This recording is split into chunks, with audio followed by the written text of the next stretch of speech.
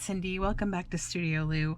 So I'm getting started on a couple of new journals today, and I'll apologize in advance if you can hear a little bit of clang and bang in the background. My shoes are in the dryer upstairs, and I neglected to think about if that noise might travel down to the studio here. So anyhow, so my next two journals, I'm going to be making them like as a set of two because they're going to be in the same vein of the theme around the story written by Hans Christian Andersen, The Wild Swans. So I've got these two books. This one is the Hans Christian Andersen book, Fairy Tales and Stories, and it has the wild swans on the front. I've got to do a bit of work with it to see if I can get this, there's some like children's kind of writing on the front, and but the book itself is in really decent shape actually. So what I'm planning to do today is just get the signatures out and then look through to see what I want to include in the book, like what kind of nice images there might be that I want to make an ephemera out of or keep as a signature.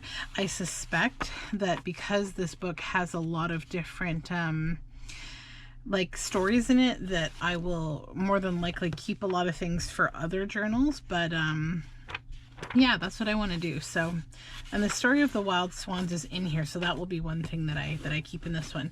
And then this one is The Trumpeter Swan by Temple Bailey. Now this is going to need a bit of work. You see the top here has been kind of gouged out, so I'm going to have to do something a little different with the spine of this one, but I have some ideas for what I want to do. So these books are both considerably older, and I love both of them. I think the gilding on this one is just gorgeous. So this one is from, let's see if we have a year. I don't know if we do. Yeah. It's so frustrating when they don't put the year of the book in the book. It's like, the copyright year, please. Why? Sometimes it's in the back if there's any kind of a glossary or anything. No, and I don't know if there's anything in here that we're going to keep, but we'll have a look through. I'll do a look through. So yeah, these are the two books that I want to work with. So this one, it probably has its year. Let's hope. If not, I will have to look these up and see. 1921. I suspect more than likely this one is actually older. That would be my guess, but I may have to look it up and do a little research. So anyhow, what we're going to do today is just get this started. I'm going to get my knife and cut these books out of the spines, and then I'll make a stack of the things that I want to keep.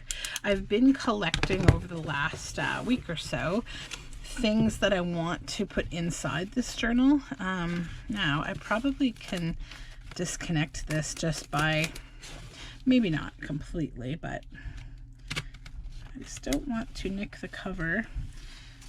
I'm gonna go through this book cloth without nicking the spine.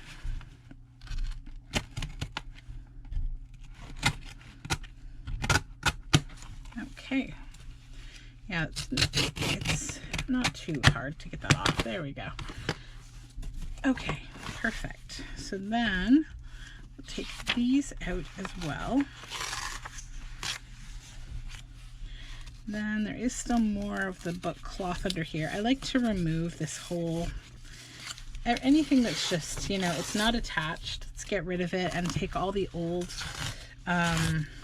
nasty book cloth out, because it's going to allow me to adhere a better spine to it. Now this spine itself is actually in really nice condition. It's not a problem. So then we'll just, oops, I think we have another page here. Yeah, we do. Okay. Set that aside for scrap paper. I'm not worried about these bookends because I'm going to be completely covering them up.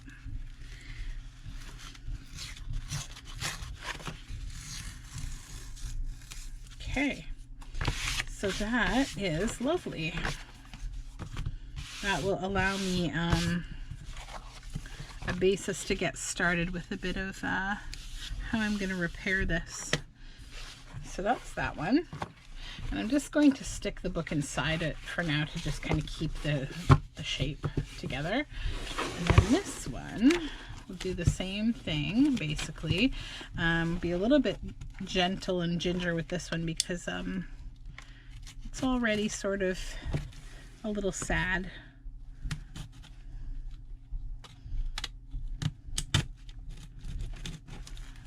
Pretty it's a pretty thick like adherence. This one, the book cloth is a little thicker, and also this paper just wants to fray a little, but it looks like the spine itself's in decent condition other than this top part that's a little bit gnarled, but I'm not concerned. That's just the reality of old books. Okay. So now, put this knife away so that nobody, namely me, gets jabbed. So, same process here, just pulling this away.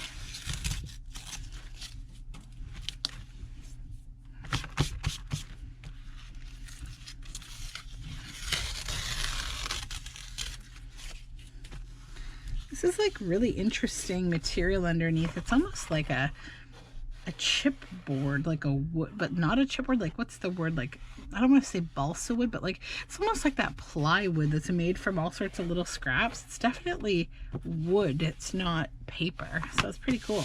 It's not just cardboard. So yeah, otherwise this is pretty strong. I think we just have to fix up the top here and we'll be good to go. So we'll start with this one maybe, and I will just go through it and sort of choose what we want to use for this journal. So the Trumpeter Swan, that is the, we may keep this page just because.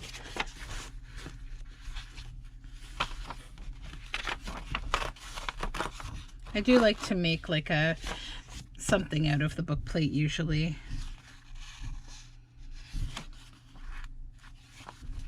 And sometimes I do keep like these kind of title pages, but this one I don't necessarily think I will.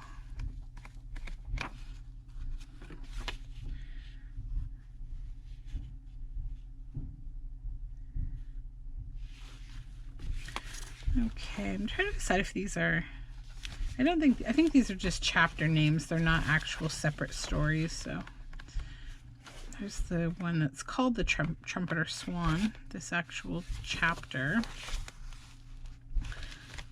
Yeah, I don't really think there's a whole lot out of this book that I'm going to want to keep, which is just fine with me.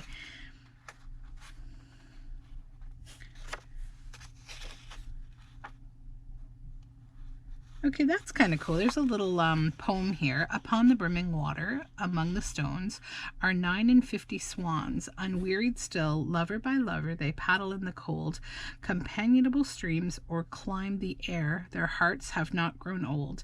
Passion and conquest wander where they will, attend upon them still. Yeah, I think I'll use that. That's pretty cool.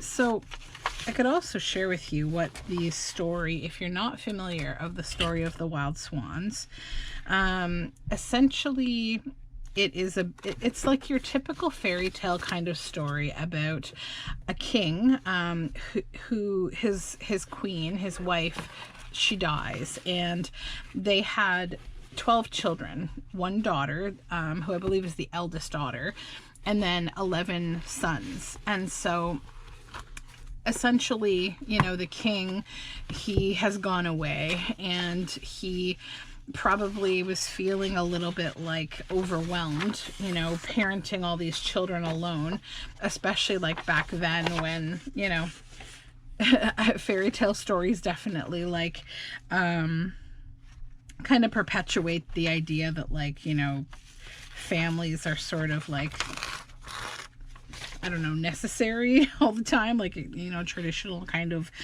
man, woman, kids kind of family. So he basically goes away, and he's found himself a queen, and he brings her back. And of course, you know, she's mean. She's not looking to be a parent at all. She doesn't want to deal with all these children, even though these children are lovely. They are really lovely, and they, you know, they basically like ingratiate her when they come, you know, to see her when she comes back with their father. And so within a day or two, she was like, I don't want to deal with this. I don't want to deal with these children. And she begins kind of like, you know, she's like a witch, and so she begins sort of toiling about how to get rid of them or not have to deal with them.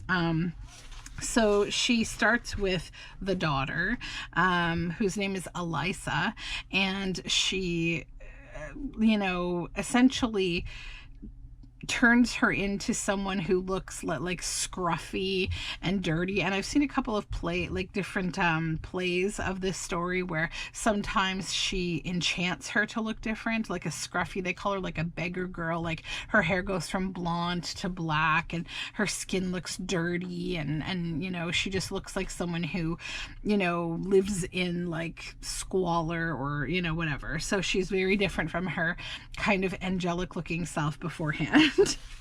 So the next day she like one story is that like she's enchanted, and in another one I've seen like it's kind of like a makeover that they do. So she goes to her father, and he doesn't recognize her. He's like, who is this person who claims to be my daughter? How dare you?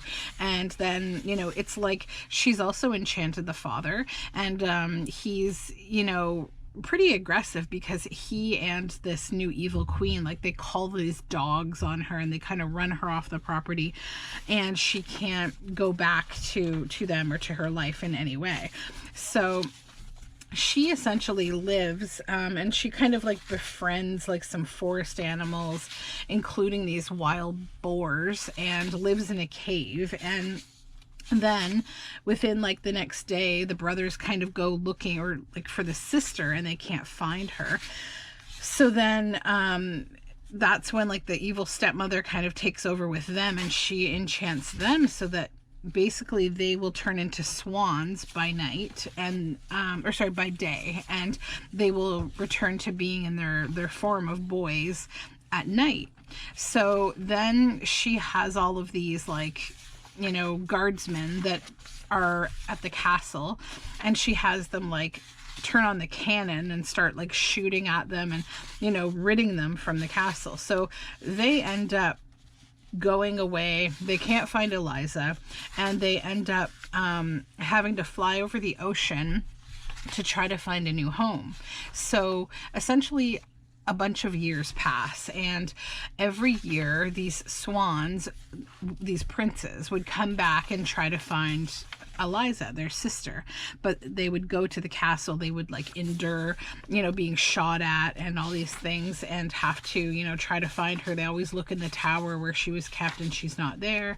So because they had to fly so far away across the entire ocean to find a new home, and they returned to their you know, boy body at night, they had to find like this little island in the middle of the ocean as like a stopping point so that they could break up their trip kind of like in 2 days. So they end up, after a bunch of years, coming back and looking for her again, and one of them stumbles upon like this girl in the woods, and, you know, he doesn't recognize her, but, you know, she has also been looking for them, and she was made aware by like, you know, her sort of like fairy creatures that she knows, or animals, that they were enchanted by swans. In the story that I saw, it was a crow that was telling her this.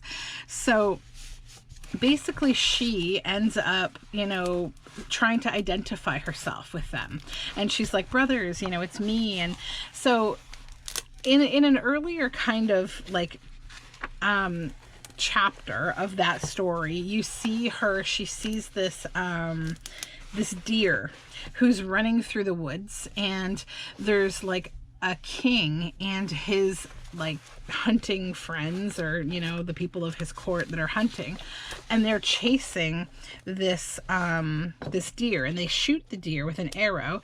And so she tries to get the deer's attention, and because she wanted to try to help the deer, and the deer ignores her and continues running and runs toward this cliff, where it jumps off the cliff. She panics, but it jumps into this like white water. And then it emerges like completely fine. Like not only is the arrow gone, but it's like a fountain of youth, and the deer is healthier than it's ever been, and it comes out beautifully. And so she thinks, what if I, you know, were to jump into this water? Would I also be able to, you know, get my old look back, you know, get rid of this enchantment? So she ends up like, she can't do it. She's too scared. So then life moves on, and eventually she's in her cave one day, and the wild boars come running into the cave because one of them, I think the mother, had been shot by an arrow, again by this same young king. And this isn't her father. This is a different king. And so she then like comes running out, and she's like, you know, basically like asking this guy, like, what are you doing, right? And so he is immediately like enchanted by her and asks her to come back with him to his castle. And you know, I don't know, she kind of decides like to go, but by this time the Swan brothers had already like seen her, and she was aware of their presence, but they had gone out to, I think, try to find food. But you know, she gets enchanted by this, like, not enchanted, but she gets like, you know, impressed by this king, and decides to go back with him, with the plan to sort of talk to him about how, you know, to help her brothers to get rid of this enchantment. And so by this time, I'm sorry, I skipped a little part. So when her brothers didn't recognize her, she then got brave, and she jumped into that same magical water that the deer had jumped into. And so then she emerged looking like herself. So that's how the king was able to be enchanted by her, you know, looks. So they go back, and then something happens. Like, I think it's that crow that was talking to her, like sort of sees what happens, and he you know, reports it back to the evil queen. And so the evil queen sends like guards, and you know, begins doing these enchantments again to try to you know, like, I guess, punish her again for like having a life. And so the what ends up happening is she puts a new enchantment on her, and she says, you know, you have to take a vow of silence until you have woven 11 sweaters for your brothers made from stinging nettles.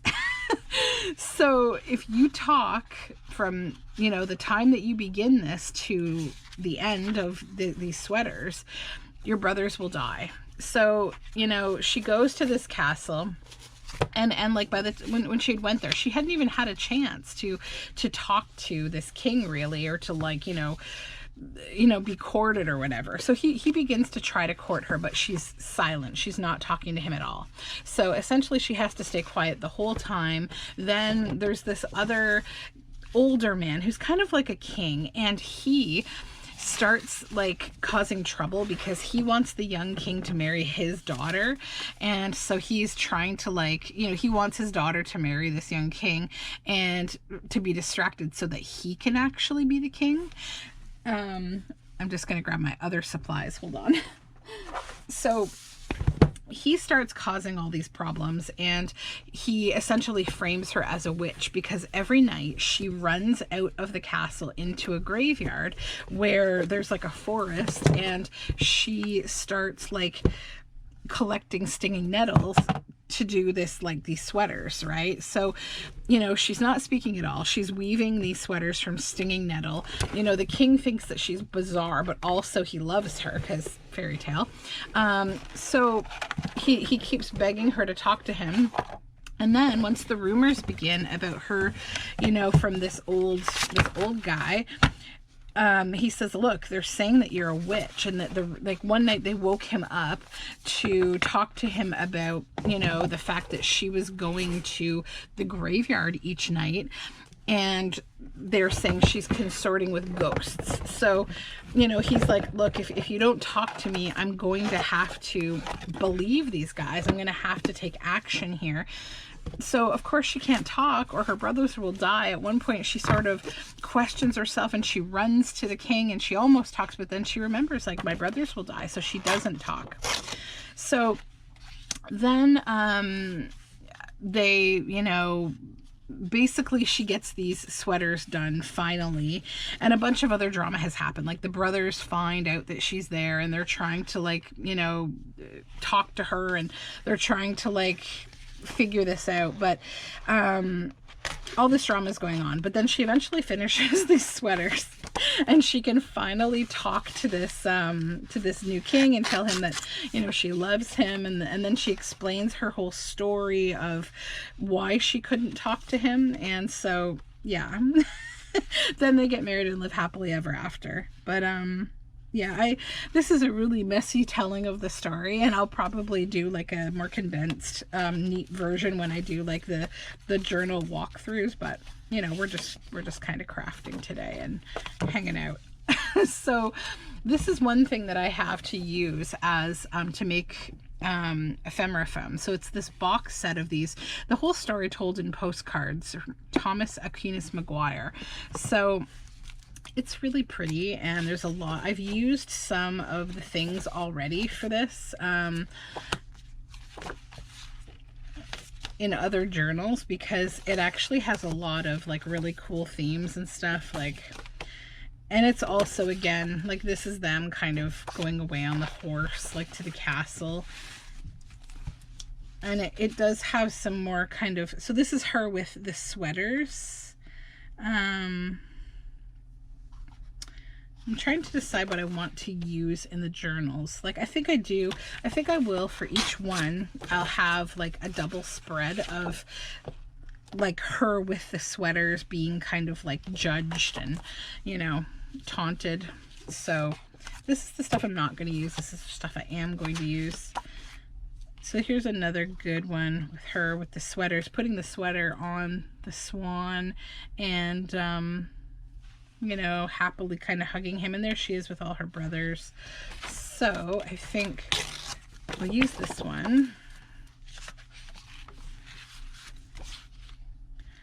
And I think with each of these journals, I'll be able to include the entire story of the Wild Swans, because I have 2 copies of it, which is great.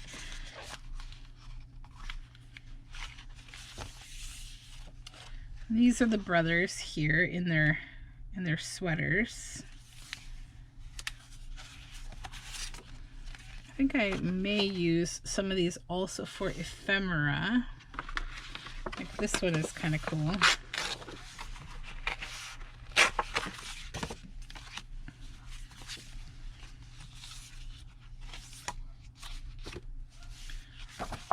Oops. This is her, like, with all of the stinging nettle. So I think I will use that one. And I'm thinking I might like do a couple of little weaving, like woven pockets with green yarn, just to be like these cool little like, you know, like the woven sweaters kind of. Well, that's nice with her and the sweater, or the couple of images of her making the sweaters. This is like right up my alley. I'm really happy about it. I think I will do a bit of weaving to just create some maybe pockets that are going to look like the woven green. Just kind of collecting ideas as I go here. That's a little maybe too dark. That's when everyone's judging her for her weird behavior.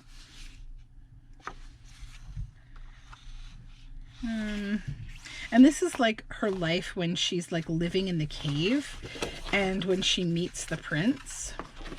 So like things get pretty dark for her. I think I'll probably make ephemera out of this one, because I really like the look of her with the sort of grassy hair. It sort of shows. And then this is her meeting the king. Oops. I'm not too concerned tearing the edges because I'm not going to use the whole thing. I'll probably cut that down into a journal card. Probably use that one.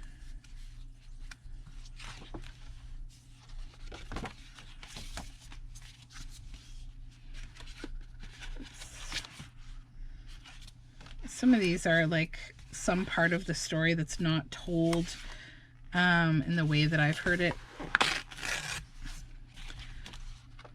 Okay, that's nice.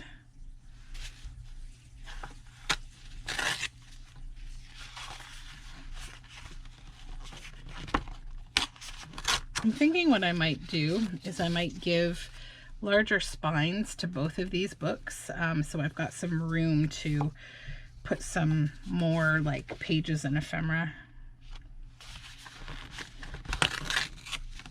because I actually have quite a few nice books that I can use for this. Oh, so this is where, so the idea at one point is that the boys are going to take her to their new home across the ocean, but like they couldn't carry her because of course they have to stop halfway at that little island. So they build a net to carry her for a while to, oh, that's cool, to the island. But then the evil queen kind of like bewitches the ocean and makes the trip like impossible. That's kind of how she captures her initially. So I think we'll leave that one, but we'll use this one. Okay, don't need that. These I think I will not use. I'm making too many piles here. Okay, what am I doing? Okay, this I am not using. I think these are all not being used. Yeah, no. Some of these are a little too nondescript, I think. I mean, once you know the story, I think you'll know what they mean, but I can't choose everything. Or else I'm literally just, you know, giving you the book. It needs to be my own story here. Okay. That's nice with the all the swans. This is when they go to the castle to try to find her. So I'll probably make ephemera with that. Yeah.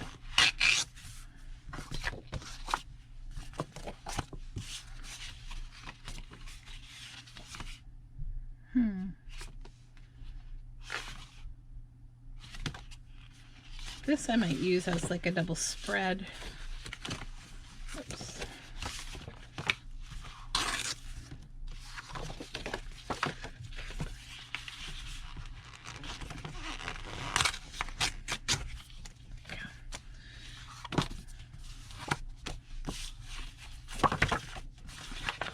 And so today's just kind of like a planning day for these books.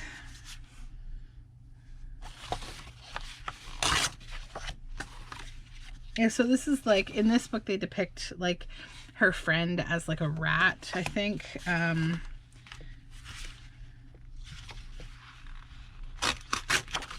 So these are both kind of cool. Like this one is really neat because this whole book is published in like this grayscale, but her fingers are red here because of course, you know, stinging nettle is no fun. Okay, so that is that. This box is so nice. I don't know what I want to do with it yet. I'll probably try to use it for something. It's really cool. I did think initially that I would make a journal with it. I would just take the box part off, but there's a couple of issues. So the first one is that, I mean, it might be a pain in the neck to take this off, although it might not be. But with this, like, it's magnetic, which is cool if I kept this part, but then it would be sideways. So I'd want to cover this because I don't know, maybe it wouldn't matter and I could just put like a book label there or something, but it's got a really fat spine too, so I don't know, we'll see. It might become a book one day, but that day is not today. So this is another telling of the story and another illustrator, Karina Kyla, retold by Deborah Hautzig. So I think this is maybe German, this adaptation. So this book This is nice. It has the nettles on the back and it has her on the front. That's Eliza. It's a nice depiction of her. Then I just need to decide what I want to use out of this book. So that's a cute little swan. Probably use that. This not so much. That would be good for ephemera, or possibly a page. We'll see. Is that 2 pages that I just pulled out? Yes. Okay, so there she is sleeping with her brothers in the background. Love that. I think what I might do actually, before I tear this whole book apart, I'm going to remove it from the spine if I could. Oh, this one's really in there. Usually you can like tug these and they come off, but there's some kind of a plasticky something or other here. It just doesn't want to let it go. So I'll just use my knife.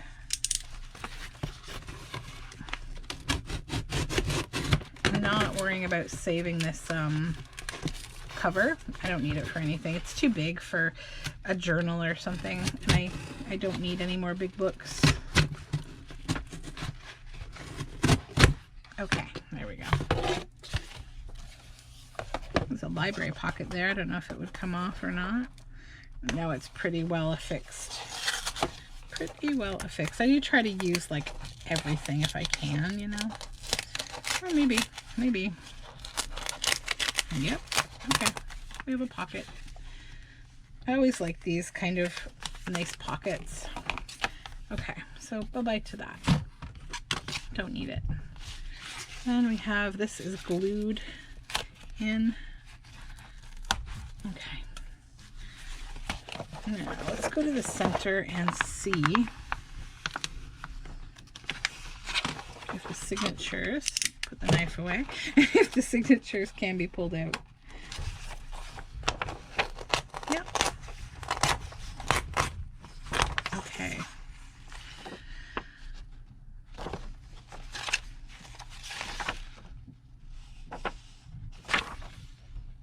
Yeah, that's nice.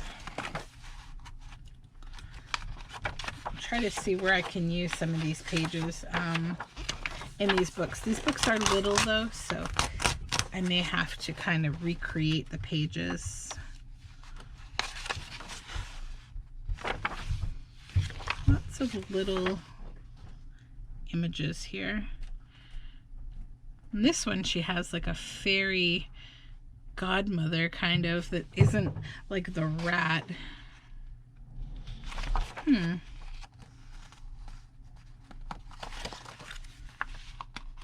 Okay, so there she is with the nettles. Oh, that's so nice. Why did they break it in two? That's okay. Okay.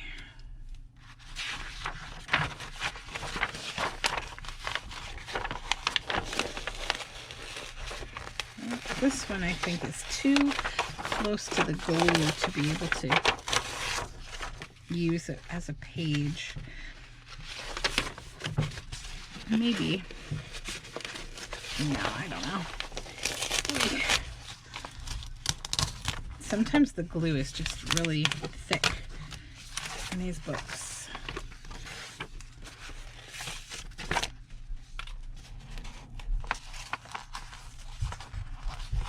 Okay, yeah, I think this one, I won't be able to use it as a spread because the glue is just really thick over here and it would really bulk up my binding. I mean, I could trim it and then like washi it together. We'll see. I'll leave it like this for now. I'm not gonna fight with it. There's no reason to fight with it. Okay, so from here, I don't think I want to use anything there, so that will go to scrap, but I'll use for other things. That's beautiful. That is so beautiful.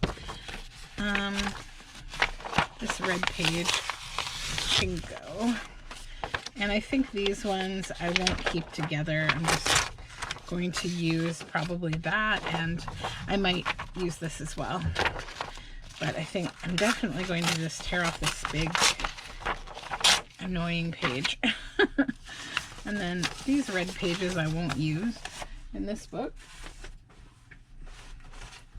Okay, so then I'll show you what else I've got. Actually, oh, I have another book, this one. So this is a different story. It's actually called The Swan Children by David Day, and illustrated, I think, by Richard Evans. And it is like a really nice book that, it's an Irish story. I don't remember. I think I read this like once since I got it, but it's got some images in it of like swan children, and like this could be used, I think, because like this could be like her not talking, and you know, the prince, and like all of this really, they've got very similar like feeling stories. And there she is up in a tower. Now this is what I'm talking about right here. How amazing, right? So let me take a look and see what is the connecting page. It's this one. So I think I'll probably just take this page out and decide how I want to use it in the book.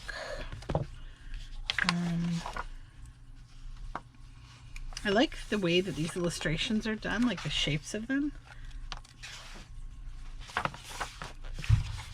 Okay, now this one, I'm going to pull the whole signature out because it's got swan images on both sides. Speaking of swans, I saw a beautiful swan today. I will probably, I took a video, oh, look at that. I took a video of her, and I'll probably share it maybe in, maybe when I get these journals done and I have a flip through, it might be a nice little thing to share. Okay, so that is that for that book. The rest of it will go to other things. So then let me just share with you quick, and then we'll probably be at the end of the video. I have no idea how long I have been filming because I don't have my phone with me today. So I've got this. It's a little old image that depicts, it's from like an old gardening art book, and it depicts whatchamacallit, the stinging nettle. This is from a gardening book, Stinging Nettle. This is from a book called The Moldy, which I once made a journal from, and these are just thistles, and I just really like how they like kind of remind me of like all the brothers and, you know, the green sweaters. Then I've got field guides of swans. Oh, those are geese. Those are swans. And then some more field guide and description of swans. Then this is this beautiful image I thought would go nicely. And we have, this is Mother Goose, and I really think this looks more like a swan. And then just this nice landscape of the ocean. And this, I thought, like this girl kind of looking out over the ocean. Ducks, geese, and swans, and a black swan. And then this girl who's like transformed into a beautiful bird. And this. And that double spread. Some lily pads. And this. I'm just going to check on my... Okay, we're at 39 minutes. Okay, I'm still safe. Sorry. And then this, and it's really great because it's from a children's book, but it's got a crow as well. And in the story that I saw, there was a crow who was kind of the go-between between the evil queen and Eliza. So then these are a couple pages from this really brilliantly illustrated children's book I have called The Elegant Bear. And there's this prince who's a swan here. And so, on this side, on this page, there's a bear riding on a swan, like a swan car. Those like swan boats, they're called, right?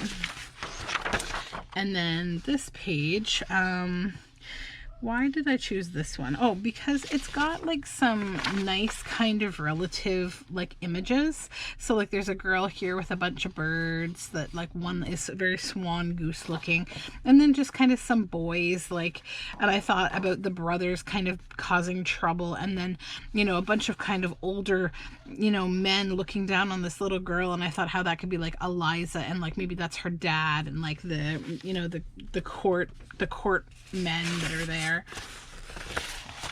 That's how you build like a nice story, right? Is with things other than just using like one singular thing. So again, a little girl, some boys on a wall. These are all from vintage books.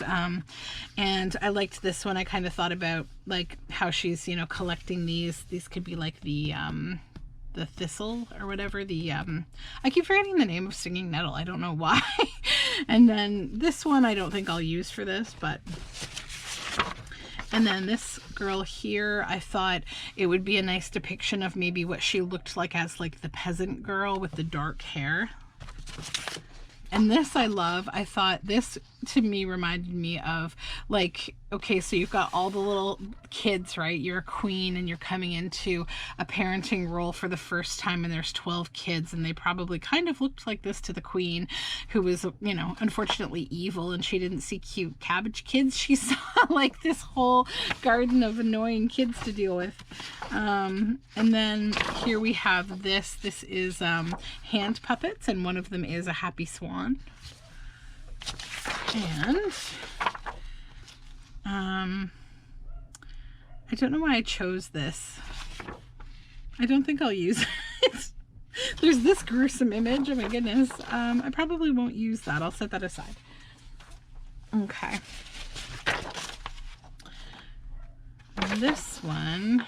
Oh, okay. So this one I kind of thought like maybe that could be Eliza, like in the palace. And then a swan. And then there's this little girl or boy, little baby here with a crow. And so there is a crow in the story. And then this one I thought was pretty cool because it's like a baby in this long white dress kind of flying over a city in the clouds. And I just thought it kind of spoke to me, like, because, you know, they're swans and they're people, and I like how it just kind of looks. And then this one, ugh, that's a terrible image on the back. Don't these are from a book called The Child, and it's about how children are depicted in art throughout history, and some of the images are just grotesque, but I mean, like, not violent, but just like not pleasant to look at. So this one I thought could be Eliza, and this could be one of the brothers. You know how they have to stop at that island in the middle of the ocean when they turn out of their swan body. And then we have a black swan here, and then this image of a whistling swan. So that's all the stuff that I've collected in terms of like swan and wild swans themed kind of things. So I think I've got a really good start for 2 journals. Probably I've got too much, I don't know, we'll see. I'm going to more than likely widen both of these spines so that we get maybe like a not quite 2-inch, like 1.5 inch or maybe 2-inch spines on these, and then I'll use the original spines on top of the new spine that I create, which will give a lot of strength and reliability to the book and give me a lot more options for making them a larger journal. So yeah, that's the plan. So thank you so much for hanging out with me while I do a little bit of planning for these journals. I will more than likely do a couple of videos making them. And so I hope you're all doing well, and all my social media information's down below in the description box. So thanks for joining me today, and I look forward to getting started on these with you, and I will talk to you soon. Thanks for now, and have a good night. Bye.